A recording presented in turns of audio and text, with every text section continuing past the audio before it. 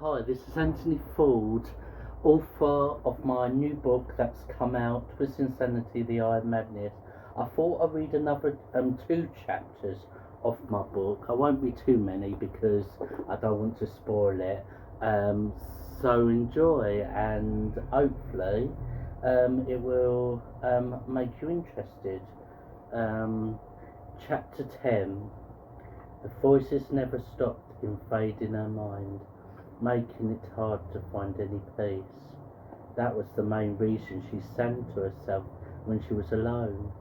Singing helped her stay focused and gave her mind something to latch onto, pushing back against the darkest thoughts that constantly threatened to overwhelm her. It was a coping mechanism she had developed over time, a small shield against the chaos inside. But no matter how hard she tried, some parts of her other personalities were too powerful to keep at bay. They surged through her mind like a flood, drowning out her attempts at calm. The doctors and psychiatrists have been clear about the danger. They said the voices pushing and pulling inside her had led her to commit violent acts that she barely understood herself.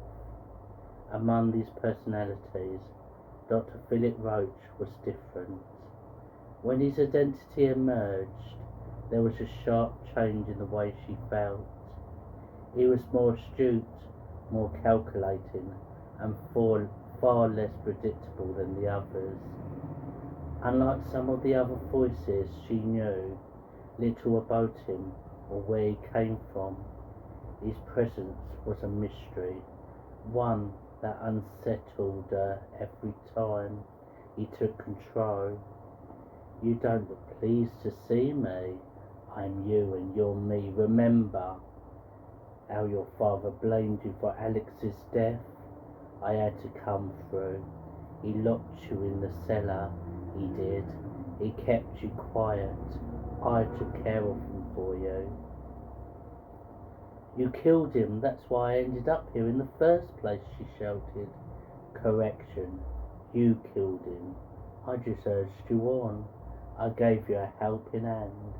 Remember that. I'm one of your personalities, an oversight on my part. Sometimes sacrifices have to be made. She screamed out in anger. I hate you. You're the one who ruined my life. I want you to leave and never come back. I want nothing to do with you or your terrible plans. You may control my body, but you'll never control my soul. Stop whining, my dear. You have no soul. It's replaced with the others in your head. Can't you feel them battling to come through? I'm not done yet. We've got work to do, you and me. First, we have got to get out of here. It's not healthy being caged like an animal. We are above the law, you and me. Sooner you accept that, my dear, the sooner we can leave this place. She saw a spotlight moving slowly along the walls, casting shifting shadows.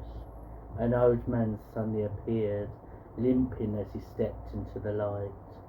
He walked with a slight stoop, his body bent over from years of wear. One hand reached up, vaguely scratching where his crutch was. He used his other hand to grip a wooden walking stick. He used it carefully to steady himself with each uncertain step. When he smiled, the deep lines of his face seemed to press forward, making his wrinkles even more noticeable. He ran his finger and thumb over his white beard, a moment of quiet reflection. But just as quickly as he clutched his stick again, as if sensing a sudden loss of balance. She felt an instinctive recognition that this man was more than he appeared. He was another personality within her mind. Not every one of them was troubled or lost to madness. Some were lonely, reaching out silently for connection and understanding. They needed guidance, not judgment. "Arthritis is playing up, you know," he muttered. "I'm not young like I once was. I was like a whippet when I was younger. I'm more like a snail now," he chuckled. "That doctor person is cruel. He can be good if he lets it. It just needs to come out more. Still, there's no use complaining. He looks after us, he does." Social services contacted her father. He became a legal guardian. It was breathtaking when they moved to the big city with its dazzling lights and pollution of traffic. Being drawn into the thrill of city life, she almost fainted. It was more than she had bargained for. She was led into the foyer of one of the tallest apartment blocks she had ever seen. Her tiny mind could not comprehend the change she was about to undertake. It was a new start of her new life, but she could not wait to see Alex. Her father clicked his fingers, and the porter took their luggage to their apartment above. The red patterned carpet seemed to spread on for miles. It looked more like a hotel than an apartment block. The building buzzed with people waiting patiently for their elevators to take them to the next floor. Elizabeth Stone, who was a tall woman, wearing a purple fur coat with too much red lipstick plastered on her face, sat on the sofa. Her knees were crossed. Her long, slender legs glistened. She had been blessed with the perfect skin. She glanced into the pocket-sized mirror, pleased at what she saw. She snapped it shut and put it back in her black handbag. Men adored her like dogs in heat. Wrapping them around her little finger wasn't challenging enough. It was simple.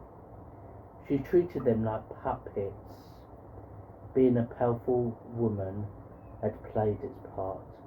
Money influenced people, of course, but even if you didn't have the luxury, women had the best weapon against men. Seduction was her secret, alluring them into a false sense of security, and when they're at their lowest, you strike like a viper, reaping the rewards. Living with her father started out well enough.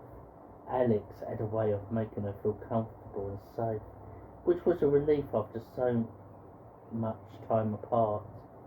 It felt good to see him again, to reconnect in a way they hadn't before. As she grew into her teen years, they decided to leave behind the flashily, fast-paced life of the city. They moved into a smaller, cosy house surrounded by a lovely garden. The neighbourhood was pleasant, with friendly faces and quiet streets, but it carried echoes of painful memories from her childhood. At first, Alex protested the move, upset about leaving the familiar city behind. Her father, however, was determined. He stood firm in his decision and refused to change his mind. Over time, that choice became part of their shared history, shaping the years they spent together. Everything changed after Alex's death. Her father seemed different, almost unrecognisable. Sarah, who remained a regular presence in his life, constantly reminded him of the loss they both carried. What cut her the deepest wasn't just the absence, but the look in his eyes, a mixture of pain, blame and regret that lingered long after the sorrow had started. The funeral was a moment that stayed carved into her memory. In the distance she noticed a tall stone statue of an angel. The figure's arms were crossed against her chest, and her head was tilted to one side, as though she was gazed down with quiet compassion. It was an image of sorrow and comfort, twisted together, a silent witness to the grief that filled the space. The stone plinth she stood on looked ancient. It had clearly endured the test of time. Words were carved into it, but she couldn't make them out because of the weather damage. Her wings were folded behind her back, giving the impression that she was guarding the cemetery. The figure's voice was soft, almost radiant, as he spoke the familiar words, ashes to ashes, dust to dust. He paused for a moment before continuing. We return your child into your care, though his body must return to the earth, his soul will live on beside you. His eyes searched the faces before him, feeling the weight of grief that filled the cemetery. His memory will remain alive forever in our hearts. Her father stood motionless, staring ahead without a hint of emotion. Not a tear fell from his eyes. Then, in a voice barely above a whisper, he said, "You are not my daughter anymore." The words struck her like a blow. "This is your doing," he added bitterly. "First your mother, now your brother. I can't help but think about your cursed." He shook his head slowly, the bitterness clear in his eyes. "Yet somehow I'm stuck with you." "Daddy, please," she sobbed. "I need you." When it was over, he walked back to the car and let out a heavy sigh. Sarah stood a little way off, leaning against one of the tall trees. Her eyes were distant, lost in thought, as the soft rain fell gently on her face. Her father had been impeccable, playing the role of the perfect gentleman, flawless. His acting was so convincing that anyone watching might have believed their relationship was ordinary, but Sarah knew nothing could have been further from the truth. The wake was being held at their own, with food left for the guests. The atmosphere was filled with false smiles and polite conversation, all hiding the pain underneath. Sarah felt a crushing sense of exhaustion from pretending to be okay.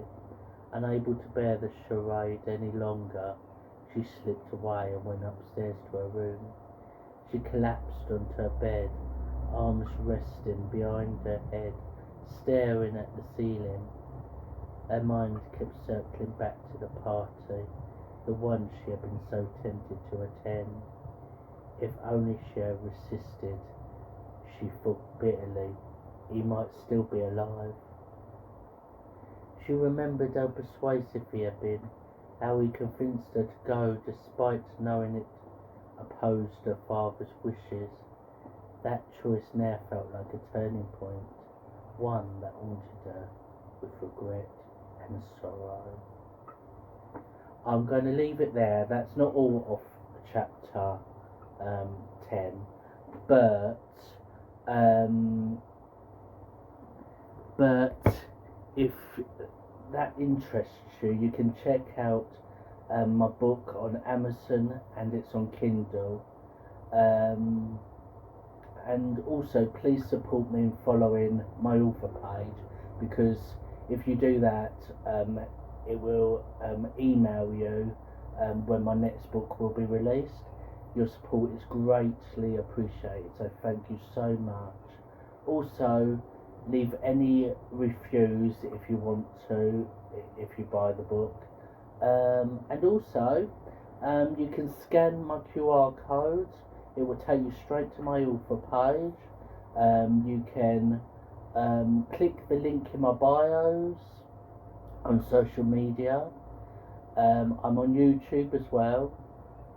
Just put in Twist Insanity, The Eye of Madness, followed by my name, Anthony Ford. And at the moment, I am writing a fantasy one, book one, called The Legends of Caleb. It is a dark fantasy thriller, and it's set in a mythical world where there's monsters, creatures, magic, battles, all that kind of stuff. And it's book one. This one that I got published, Twist Insanity: The Eye of Madness, is book one of the Twist Insanity trilogy. But I thought I'd concentrate a lot on my dark fantasy one first, and then go back to the trilogy. So I keep my mind fresh, and you know what I mean. But yeah, thank you for the support, and please check out my book, and let me know what you think, and I hope you enjoy it. Thank you. Bye.